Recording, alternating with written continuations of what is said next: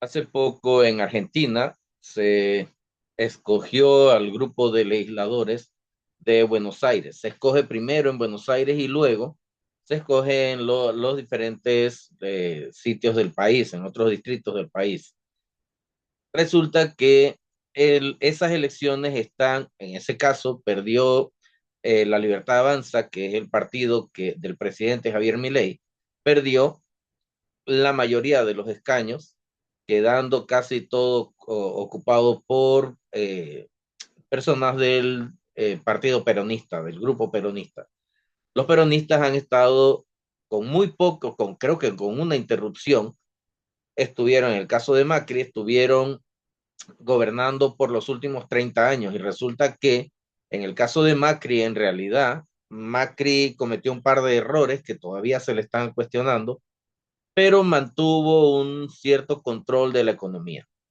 El resto del tiempo, la economía fue empicada principalmente por la elevación de la inflación y el alto nivel de corrupción. Cuando llegó el gobierno de Javier Milei había un montononón de hallazgos entre los que estaban eh, empresas falsas que estaban respaldadas por miembros del gobierno de Cristina Kirchner, bueno, en realidad del gobierno de Alberto Fernández, pero la Cristina Kirchner era la vicepresidenta.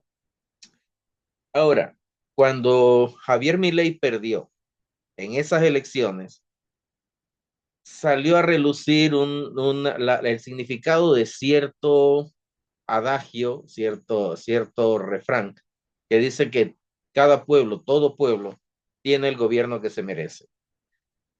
El pueblo argentino, cansado del gobierno peronista, votó por un Javier Milei, que era en realidad un youtuber, escritor con un doctorado en economía, pero un escritor que se había convertido en youtuber, en una figura de las redes sociales, que tenía ciertas características.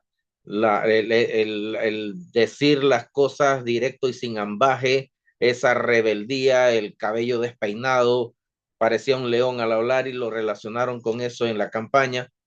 Y resulta que Javier Milei siempre planteó la verdad.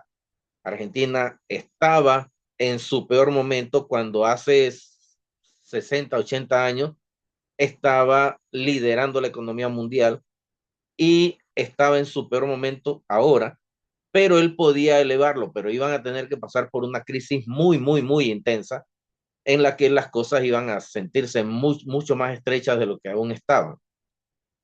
Aún así, le dieron un voto de fe y la gente de Argentina votó por Milei. Eso elevó la imagen de los argentinos porque fueron capaces de sobreponerse al lavado de cerebro de 30 años de gobierno y votar por un candidato que comenzó diciendo la verdad y avanzó diciendo la verdad. Unos días antes de las elecciones salieron a relucir una especie de audios y cosas en las que mal que bien se notaba algo como una negociación entre eh, la hermana Karina Milei, la hermana de Milei, que es digamos, la vicepresidenta, algo así, y que estaba como haciendo un negocio algo turbio con unos medicamentos.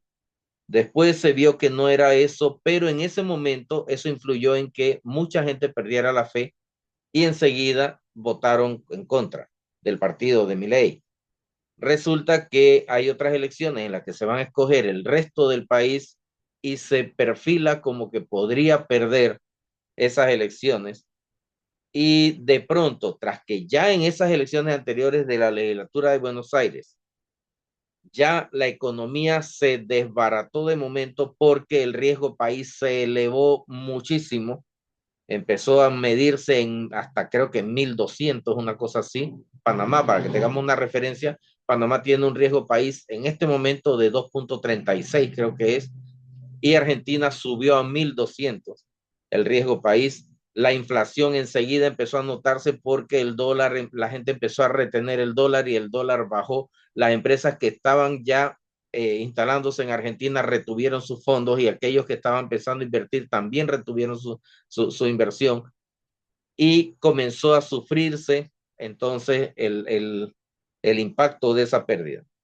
No se pusieron a pensar que en el último año la pobreza se elevó y bajó y se elevó y bajó, pero al final, en este momento, la pobreza está varios puntos por debajo de cómo estaba el año pasado en el peor momento del gobierno de inicios de Milei. Pero en ese momento la pobreza, cuando él la tomó, había bajado casi a la mitad. Luego subió por una serie de despidos y reducción del Estado y eso, pero nuevamente se elevó porque el valor del dólar aumentó. Resulta que ahora se está perfilando que la gente podría votar en contra de Milei. Se han dejado llevar por los cantos y los engaños del gobierno de izquierda y puede ser que estén enfrentándose a un despeñadero y en este momento Argentina va a demostrar que si pierden a Milei y en 5 años, 2 años más, están otra vez muriéndose de hambre, ellos son los responsables. Debemos entender que el voto es una responsabilidad y cuando emitimos un voto estamos dándole la autorización a una persona para que haga lo que quiera. Básicamente así funciona el gobierno representativo. Eso, por ejemplo, se aplica con el partido de Hamas en Palestina. Hamas es un partido que subió, subió, ganó votos con un discurso en el que decía que iban a eliminar de la faz de la tierra a los israelíes y ganaron con eso. Entonces, si ahora los civiles están sufriendo ese embate por parte de los israelíes, tiene bastante que ver con que ellos escogieron a un partido que al final terminó retando de la manera más grotesca al ejército más tecnológico del mundo y ahora están recibiendo eso. Nunca se va a justificar una matanza de inocentes y menos que incluya niños o personas con problemas. Así que no se puede hacer. Pero están en guerra porque ellos escogieron a un partido que tenía un discurso bélico, un discurso terrorista. Entonces, debemos pensar muy bien a quién escogemos siempre para el gobierno. Panamá no tenía un candidato ideal para las últimas elecciones. Tuvimos a Mulino como una especie de punta de lanza para ver si las cosas mejoraban. Yo en lo personal pienso que las cosas que ha hecho son por las que yo voté, no las cosas que ha hecho mal no son por las que voté, pero eh, una de cal y una de arena. En realidad, Mulino destruyó el Suntrack, que estaba destruyendo la economía de Panamá, reorganizó a los grupos, obligó a reorganizarse los gremios docentes que estaban perdiendo clase año tras año y retrasando la educación de Panamá. Es probable que tenga que limpiar el Ministerio de Educación, incluyendo probablemente a la ministra, y hizo otras cosas también. Por ejemplo, frenó la inmigración ilegal por parte de Venezuela hacia Panamá, que era un problema porque arrastraban al tren de Aragua, que es un grupo de pandilleros, así que también frenó eso, sacó a Panamá de las listas, de las listas negras de varios países, lo que quiere decir que no ha hecho las cosas del todo mal. Aparentemente está negociando 28.000 millones de dólares en proyectos que ya algunos se están manejando. Está el gasoducto, está la línea 3 del metro, están varios proyectos que algunos ya venían de los gobiernos anteriores, otros él los está implementando a pesar de que el Suntrack y el sindicato de las bananeras terminó sacando a la bananera del país, a Chiquita Brands, renegoció para que la Chiquita Brands vuelva y recuperar algunos empleos. Es probable que tenga que abrir la mina con algunas condiciones para que no se afecte el ambiente, pero necesita que se generen empleos y eso lo está haciendo.